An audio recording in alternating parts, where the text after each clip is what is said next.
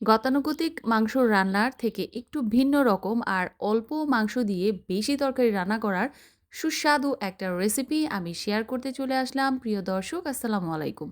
আমি নীরা বরাবরের মতোই আপনাদের সাথে আরেকটা ইজি আর খুবই মুখরোচক রেসিপি শেয়ার করতে চলে এসেছি।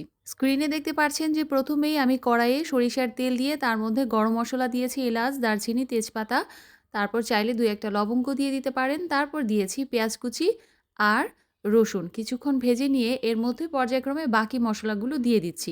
মাংস রান্নার মধ্যে যেই মসলাগুলো লাগে, তবে এই মাংস রান্নাতে কিন্তু মসলা একটু বেশি করে দিতে হবে। যেমন আমি এখানে ২ চা চামচ ভরে আ মরিচের গুঁড়াটা ব্যবহার করেছি। তারপর হলুদ আর ধনিয়া গুঁড়া, জিরা গুঁড়া, আদা রসুন পেস্ট এগুলোও একটু বেশি পরিমাণে দিয়েছি। সবগুলো মসলা দিয়ে ভালোভাবে একটু নেড়েচেড়ে তারপর অল্প পানি দিয়ে আমি এটাকে বেশ কিছুক্ষণ কষিয়ে নিলাম। এখন আমি এখানে আপনাদের দেখিয়ে দিচ্ছি যে মাংসগুলো আমি কিভাবে প্রসেস করেছি। আগের দিন রাতেই আমি এটাকে সেদ্ধ করে অল্প মসলা দিয়ে সেদ্ধ করে রেখেছিলাম লবণ দিয়ে। তারপর এটাকে ছোট, ছোট টুকরো করে নিয়েছি। এখানে আমি 1/2 কেজির মতো গরুর মাংস হাড়সহ ভালোভাবে সেদ্ধ করে প্রেশার কুকারে তারপর এভাবে টুকরো করে নিয়েছি। তারপর কষানো মসলাটার মধ্যে আমি মাংসের টুকরোগুলো দিয়ে দিলাম। এখানে আমি কিন্তু মাংসের টুকরোগুলো এমনভাবে রেখেছি যেটা এই যে কলিজার টুকরা বা তারপর আমরা ভুঁড়ি রান্না করি সময় যেভাবে পিস করি সেভাবেই। এখন আমি মাংসটাকে খুব ভালোভাবে কষিয়ে নিব। আর এই কষানোর মধ্যেই কিন্তু মাংসের টেস্ট বাড়ে। আমরা সবাই জানি এইটা। মাংসটা যখন খুব ভালোভাবে কষানো হয়ে যাবে এরপর এর মধ্যে আমি দিয়ে দিচ্ছি টুকরো করে রাখা আলু।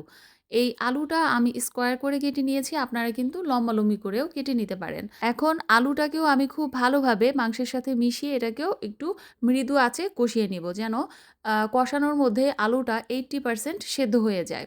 প্রিয় দর্শক, আমরা কিন্তু মাংস বিভিন্নভাবে রান্না করে থাকি। আর গরুর মাংস দিয়ে বা খাসির মাংস দিয়ে যেকোনো রান্নাই কিন্তু খুবই সুস্বাদু হয়। আর এই যে মাংস রেসিপিটা আমি আজকে শেয়ার করতে চলে এসেছি, এইভাবে আলুর সাথে মাংস কিন্তু ভুনা অনেকেই খায়। এইটা আমি প্রায়ই করে থাকি বাসায়, আমার বাচ্চারাও খুব পছন্দ করে। আচ্ছা, আলু আর মাংস যখন কষানো হয়ে গিয়েছে ভালোভাবে, তখন আমি মাংস সেদ্ধ করে রাখা যে পানিটা, সেটা ঝোল হিসেবে ব্যবহার করেছি। তারপর পানিটা যখন একদম শুকিয়ে এসেছে, তারপর এর মধ্যে টেস্ট বাড়ানোর জন্য জিরা গুঁড়া, তারপর গরম মসলার গুঁড়া আর একটু লবণ আর ২ টা কাঁচামরিচ এগুলো দিয়ে বেশ কিছুক্ষণ নেড়েচেড়ে যখন মাংসটা একদম তেলের উপর উঠে আসবে, এই পর্যায়ে আমি নামিয়ে নিব। আর আমি পুরো রান্নাটাই কিন্তু মিডিয়াম লো হিটে করেছি। এই তো তৈরি হয়ে গেল দারুণ সুস্বাদু আলু দিয়ে মাংসের ভুনা। এইভাবে কিন্তু অনেক জায়গায় রান্না করে খায়। যারা জানেন তারা তো জানেন, কিন্তু যারা জানেন না তারা অবশ্যই একবার হলেও ট্রাই করবেন। এইটা কিন্তু অল্প একটুখানি ভুনা দিয়ে গরম, গরম ভাতের সাথে ২ প্লেট ভাত অনায়াসে খেয়ে ফেলা যায়। তো আজকের রেসিপিটা এই পর্যন্তই। সবাই খুব ভালো থাকবেন। আল্লাহ হাফেজ।